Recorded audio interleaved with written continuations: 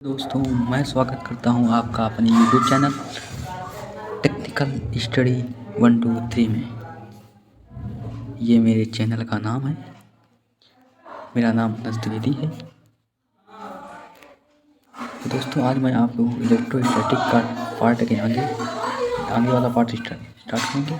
मेरी class air force, navy, NDA के लिए इंडियन इम्पोर्टेंट है।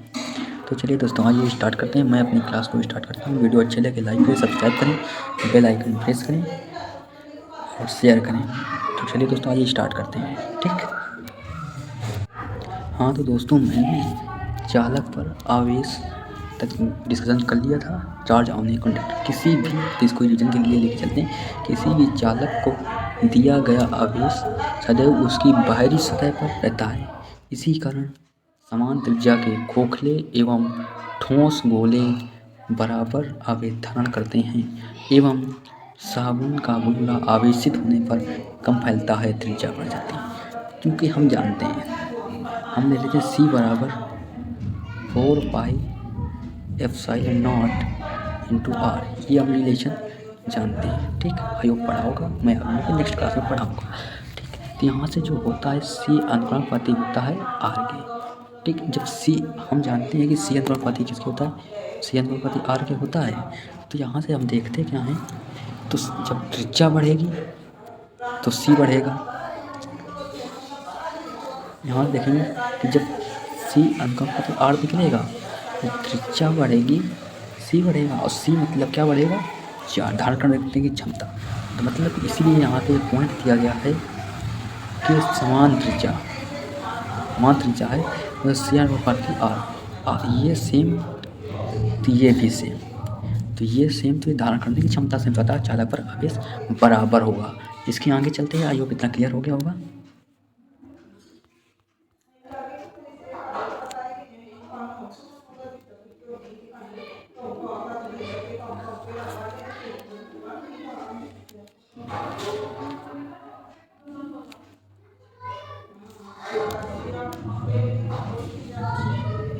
अब यहाँ पे देखेंगे आवेश का वितरण।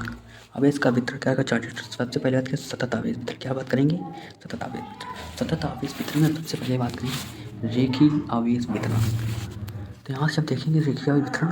तो यहाँ से इस प्रकार से हम यहाँ पे रॉड बनाएंगे। ठीक है, रॉड में से प्लस। तो यहाँ पे देखेंगे रेखीय वितरण क्या होता है, एकांक लंबाई में क्या होता है, एकांक लंबाई में प्रवाहित आवेश रेखीय आवेश वितरण कहते हैं। एकांक लंबाई में प्रवाहित आवेश को रेखीय आवेश वितरण कहते हैं। क्या कहते हैं, रेखीय आवेश वितरण कहते हैं। आई होप इतना क्लियर हो गया होगा। अब बात करते हैं इसकी डायमेंशन की।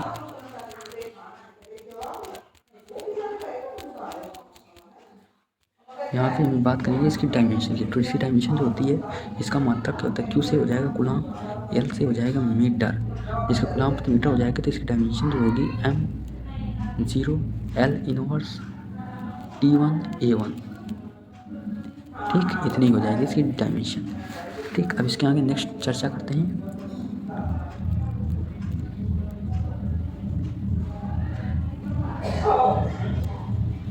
अब देखेंगे सतही आवेश वितरण क्या होता है। ठीक, सरफेस।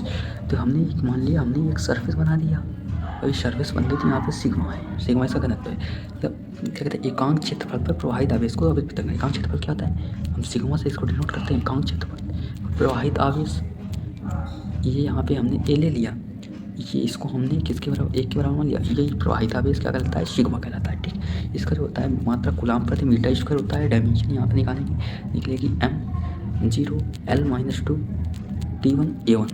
आयु कितना क्लियर हो गया होगा। इसके आगे चलते हैं। अब देखेंगे आयतन आवेश वितरण क्या होता है, वॉल्यूम चार्ज डेंसिटी क्या होता है। ठीक, इसी आवेश घनत्व कहते हैं। इसी हम क्या कहते हैं, इसी हम रो से प्रदर्शित करते हैं। कैसे प्रदर्शित करते हैं, रो से। और जब रो से प्रदर्शित करते हैं तो रो बराबर क्या निकलेगा, एकांक आयतन। तो यहाँ से Q/V हो गया, इसको हम एकांक मान लेंगे। एकांक आवेश आयतन पर प्रवाहित आवेश, प्रवाहित आवेश को आयतन आवेश घनत्व जैसे रो से प्रदर्शित करते हैं। इसका जो मात्रक होता है कूलाम मीटर क्यूब होता है। डायमेंशन निकलेगी ML-3 इसका जो कूलाम प्रति मीटर क्यूब होता है, इसकी डायमेंशन निकलेगी ML-3 T1 A1। ठीक, ये आई होप इतना क्लियर हो गया होगा। देखिए अब आयतन आवेश घनत्व, तो इसके आगे चलते हैं। क्या चलते हैं आप देखेंगे आवेश का क्वांटीकरण क्या होता है। क्या देखेंगे आवेश का क्वांटीकरण। आवेश का जब क्वांटीकरण में देखेंगे तो क्या होता है, तो आवेश का क्वांटीकरण होता है अर्थात विभिन्न अवस्थाओं पर आवेश का मान इलेक्ट्रॉन या प्रोटॉन के आवेश के का पूर्ण गुणा होता है। ठीक, इतना हो गया। अर्थात जो Q बराबर होता है प्लस माइनस Q बराबर जो होता है प्लस माइनस Q बराबर होता है NE, जहाँ N पूर्ण गुणज होता है। ये 1 हो सकता है, 2 हो सकता है, 3 हो सकता है, 4 हो सकता है, लेकिन 1/2 नहीं हो सकता, 1/2 नहीं हो सकता, 3/4 नहीं हो सकता। अब कहीं तो 4/2 काट देंगे 2, अर्थात ये हो सकता है। लेकिन इसका जो मान निकालेंगे वो निकलता है 1.6 होते 10 के बाद माइनस का 19 कूलम। ठीक, इतना क्लियर हो गया होगा। इसके आगे चलते हैं।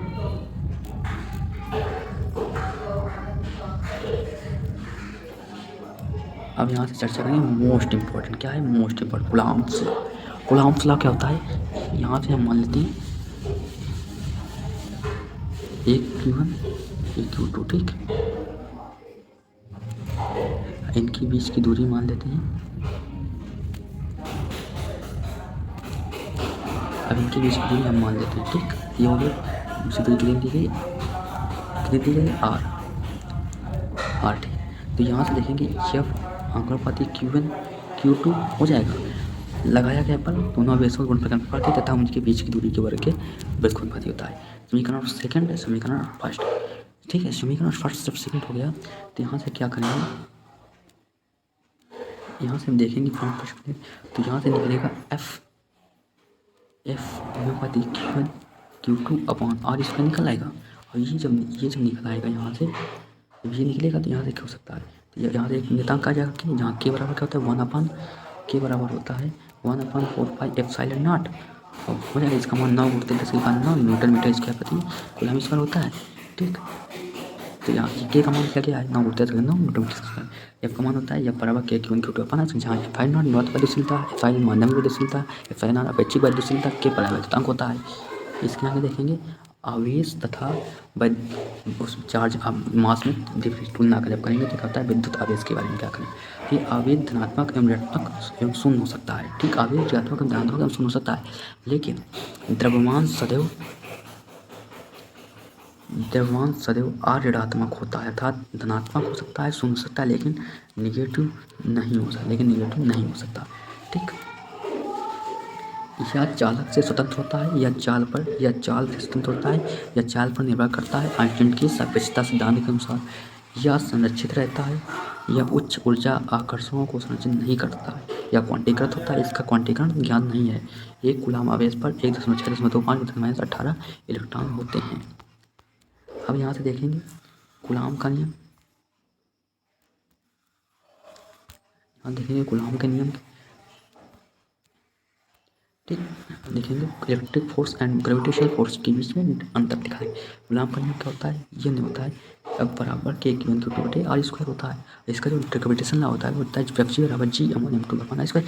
मैं ग्रेविटेशन का टॉपिक पढ़ा चुका हूँ, आपको देखना है तो मेरे चैनल पे जाके आप लिस्ट अपडेट है देख सकते हैं। ठीक, कूलम बल आकर्षीय और प्रतिकर्षीय हो सकता है, लेकिन न्यूटन गुरुत्वाकर्षण बल इज करेक्ट अट्रैक्टिव, ये केवल आकर्षण होता है। कूलम पर निवात में भी क्रियाशील होता है, लेकिन न्यूटन गुरुत्वाकर्षण बल निवात में भी क्रियाशील होता है। दोनों को प्रॉपर्टी बराबर होती है। ठीक, स्थिर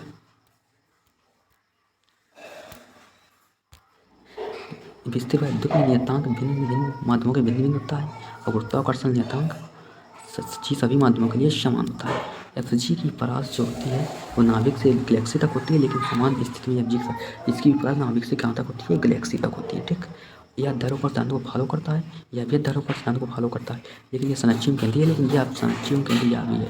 ठीक, आयु कितना क्लियर हो गया होगा। इसके हम नेक्स्ट क्लास में चर्चा करेंगे। आज के लिए इधर रखें। जय हिंद। ठीक।